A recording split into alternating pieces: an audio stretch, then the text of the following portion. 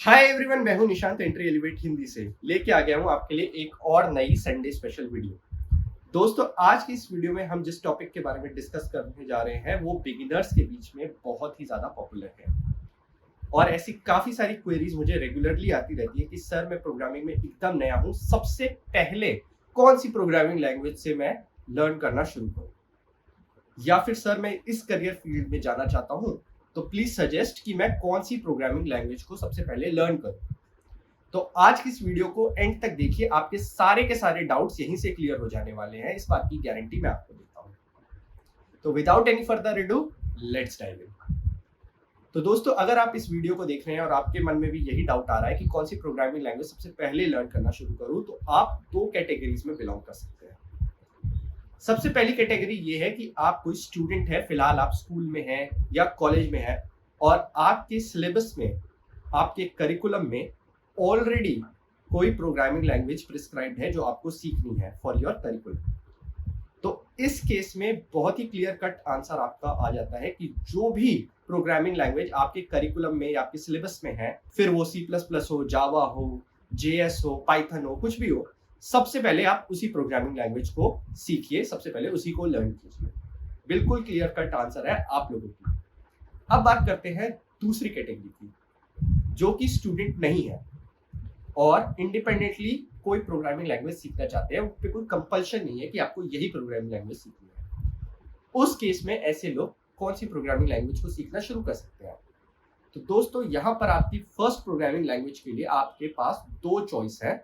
अगर आप की कोई प्री डिफाइंड पाथ नहीं है, अगर आपको कोई ऐसा करियर पाथ अपने पहले से सोच के नहीं रखा है कि आपको किधर जाना है, तो आपके लिए दो ऐसी प्रोग्रामिंग लैंग्वेज है जो आपके लिए सीखना सही रहेगा as your first programming language.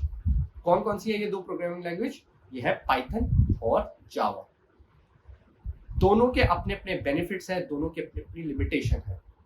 Discuss करते हैं कि क्यों आपको पाइथन की ओर जाना चाहिए या क्यों आपको जावा की ओर जाना चाहिए।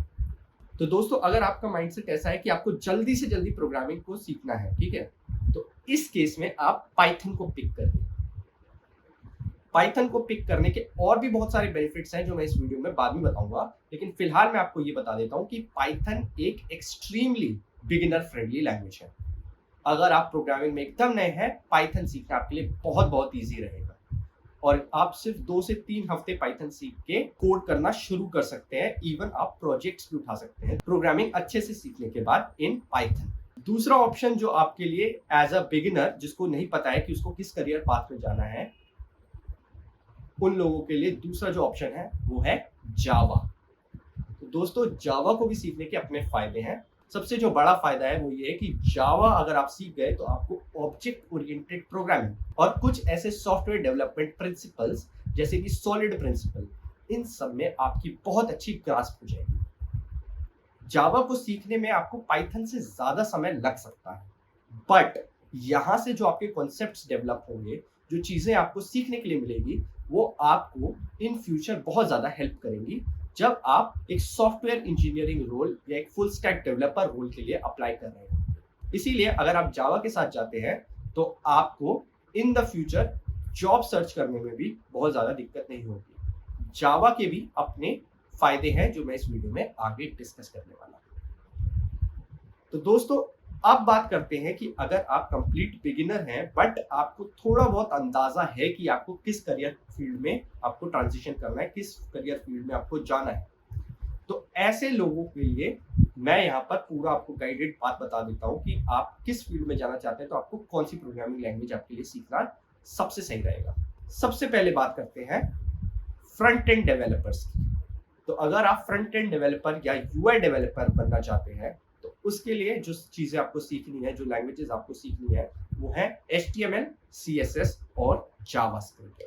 अगर आप HTML, CSS और जावास्क्रिप्ट ये तीन लैंग्वेज को अच्छे से सीख लेते हैं, उसके बाद आप एक एंट्री लेवल यूआई डेवलपर या फिर फ्रंट एंड डेवलपर के रोल के लिए अप्लाई कर सकते हैं। अगर आप ये सोच रहे हैं कि इन टेक्नोलॉजीज को आप कहाँ से सीख सकते हैं, तो एंट्री एलिवेट में हम लोगों ने एक बहुत ही awesome and affordable full stack web development program तैयार किया है।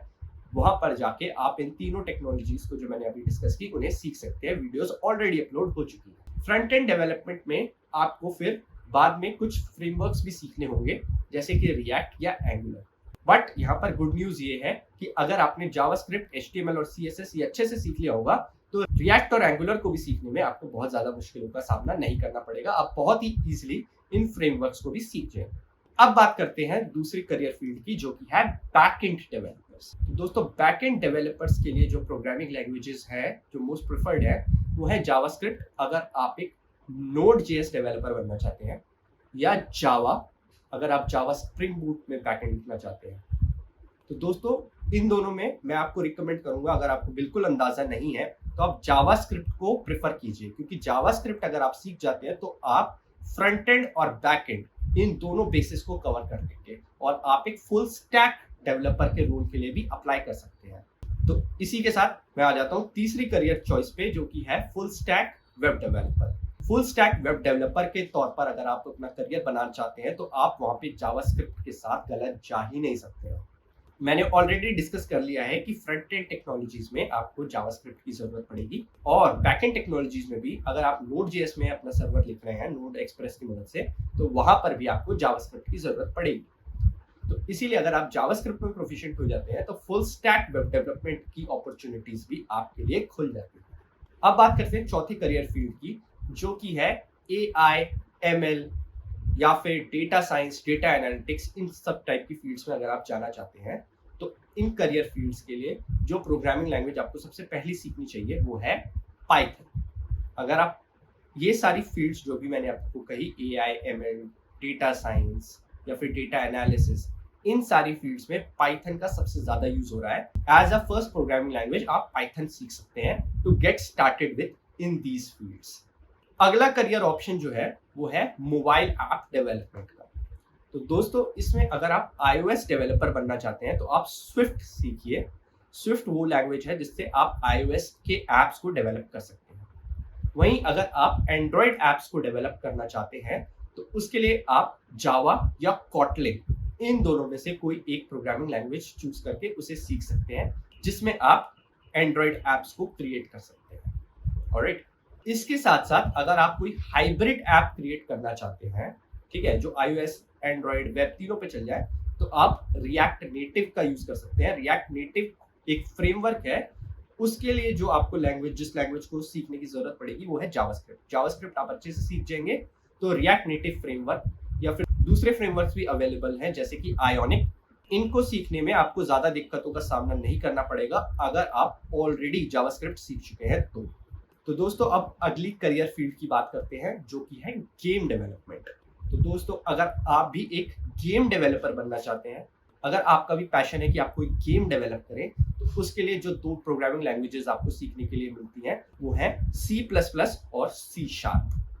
गेम डेवलपमेंट के लिए इन दोनों प्रोग्रामिंग लैंग्वेजेस का हेवीली यूज होता है। तो अगर आप ये दोनों लैंग्वेज सीख पाते हैं तो आप गेम डेवलपमेंट में भी अपना करियर बना सकते हैं। फाइनली हम बात करते हैं सबसे पॉपुलर करियर चॉइस की, जो कि है एक सॉफ्टवेयर इंजीनियर की। तो दोस्तों, अगर आप एक सॉफ्टवेयर इंजीनियर बनना चाहते हैं, आप चाहते हैं कि आपको एक सॉफ्टवेयर इंजीनियरिंग की जॉब मिले, तो इसके लिए आपको जो प्रोग्रामिंग लैंग्वेज सबसे प्रेफरेबली सीखनी चाहिए वो दो प्रोग्रामिंग लैंग्वेजेस हैं, जावास्क्रिप्ट और जावा। 90% सॉफ्टवेयर डेवलपर्स इन दोनों प्रोग्रामिंग लैंग्वेजेस में ही काम कर रहे हैं आज भी। पाइथन भी एक तीसरी बहुत पॉपुलर चॉइस है, बट अगर आप जावास्क्रिप्ट और जावा इन दोनों प्रोग्रामिंग लैंग्वेज को अच्छे से सीख लेते हैं तो आपको सॉफ्टवेयर डेवलपर रोल्स को क्रैक करने में बहुत ज्यादा दिक्कतों का सामना नहीं करना पड़ेगा।